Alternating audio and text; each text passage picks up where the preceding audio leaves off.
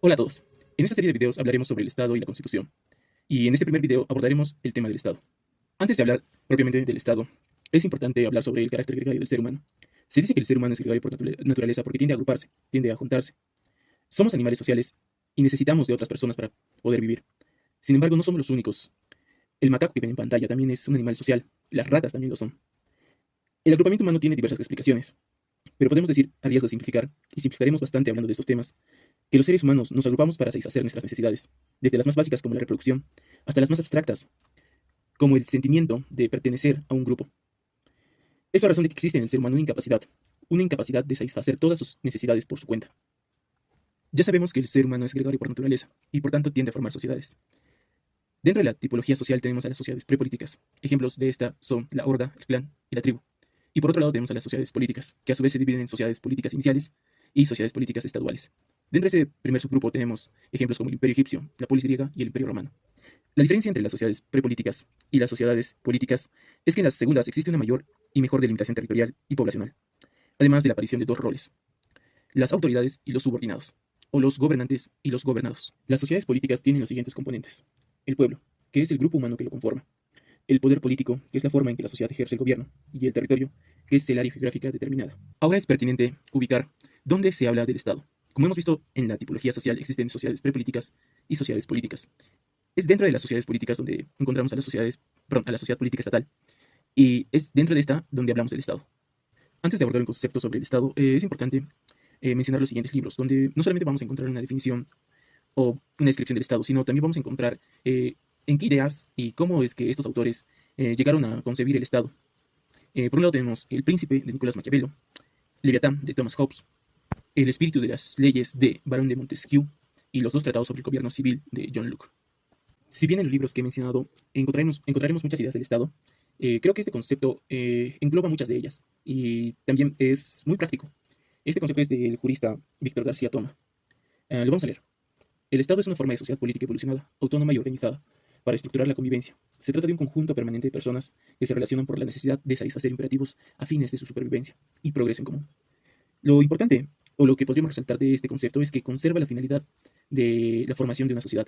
¿Y cuál es? La de satisfacer las necesidades que por nuestra cuenta no podríamos satisfacer. Esto es lo más relevante a mi parecer. De los autores que hemos señalado, solo hablaremos sobre dos de ellos. Hablaremos de Hobbes y su obra Leviatán, y de Barón de Montesquieu y su obra El Espíritu de las Leyes. Comencemos con Hobbes. Lo que ven en pantalla es el frontispicio. El frontispicio es la ilustración de la obra Leviatán y fue elaborado por Abraham Bose. En esta parte cabe citar lo siguiente.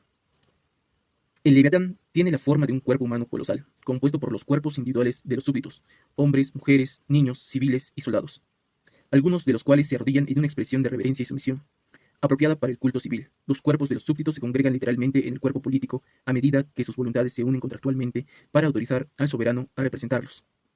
Los contornos de este cuerpo forman el molde en el cual se funde la verdadera unidad de todos en una y la misma persona, produciendo así al Leviatán, un hombre artificial, de mayor estatura y fuerza que el natural. Este fragmento que acabo de leer es de un artículo que se titula Reimaginando al Leviatán. Y bueno, describe la forma en la que se ilustró esta imagen. Y sí, tiene mucha razón, porque si se dan cuenta el cuerpo de este hombre, ven que está compuesto por personas, por varias personitas. Y a Hobbes se le considera al igual que a Rousseau, un consensualista o un contractualista, porque él dice que el Estado se forma a partir de un contrato donde todas las personas eh, delegan su voluntad a esta personificación. Y justamente la personificación que vemos en pantalla es el Estado. Y se entiende al Estado como este ente abstracto, bueno, para Hobbes, este monstruo colosal. Es este monstruo, el Leviatán, que personifica el Estado. Pero la pregunta es, ¿cuál es la razón de su existencia? ¿Por qué las personas ceden su voluntad a este monstruo? Y para responder esta pregunta, Hobbes plantea una situación del hombre preexistente al Estado. ¿Qué pasaría si no existiese el Estado? Y para responder esta pregunta, vamos a citar el siguiente fragmento del libro. Vamos a leerlo. Fuera del estado civil hay siempre guerra de cada uno contra todos. Con todo ello es manifiesto que durante el tiempo en que los hombres viven sin un poder común que los atemorice a todos, se hallan en la condición o estado que se denomina guerra. Una guerra tal que es la de todos contra todos. En una situación semejante no existe oportunidad para la industria, ya que su fruto es incierto, y lo que es peor de todo, existe continuo temor y peligro de muerte violenta. y la vida del hombre es solitaria, pobre, tosca, embrutecida y breve. Hobbes plantea este contexto de guerra, de constante confrontación, donde el hombre no tiene seguridad y únicamente está preocupado en sobrevivir. Para salir de esta situación, los individuos pactan la creación de este monstruo, este Leviatán. Y esta idea de crear un monstruo que atemorice a todos para mantener orden tiene relevancia actual, porque nosotros al vivir en un estado tenemos cierto orden, claro, en cierta medida peor o mejor, pero tenemos reglas que debemos cumplir y nos atemoriza incumplirlas por la sanción o la multa que nos podrían imponer. Por ejemplo, si arrojamos basura en horarios no permitidos, la municipalidad nos podría imponer una multa. Si causamos daños a una persona, podríamos ser denunciados y posteriormente ir a la cárcel. Y hay muchas ocasiones donde la autoridad no hace mucho y estos pactos se debilitan. Sin embargo, la idea de Hobbes está ahí. Tenemos miedo a ese monstruo colosal llamado Estado. Ahora hablemos de Barón de Montesquieu y su obra El espíritu de las leyes. Este libro es bastante amplio y aborda muchos temas y desde diferentes ámbitos, desde lo jurídico hasta lo social. Y como les digo, es demasiado amplio. Sin embargo, no abordaremos todas las ideas de este libro, pero abordaremos aquella idea por la que es más conocido este señor, y es la división o separación de poderes. Veamos el siguiente fragmento. Leamos el siguiente fragmento. En cada estado hay tres clases de poderes: el poder legislativo, el poder ejecutivo de las cosas relativas al derecho de gentes y el poder ejecutivo de las cosas que dependen del derecho civil. En virtud del primero, el príncipe o jefe del estado hace leyes transitorias o definitivas, o deroga las existentes. Por el segundo, hace la paz o la guerra, envía y recibe embajadas, establece la seguridad pública y precave las invasiones. Por el tercero, castiga los delitos y juzga las diferencias entre particulares. Se llama a este último poder judicial y al otro poder ejecutivo del estado. Como vemos en este fragmento, se plantea esta división entre el poder legislativo, el poder ejecutivo y el poder judicial. En forma simple, el poder legislativo crea las leyes, el ejecutivo ejecuta estas leyes y el judicial resuelve los conflictos entre las personas interpretando estas mismas. Quisiera concluir contando una anécdota y dando un comentario final.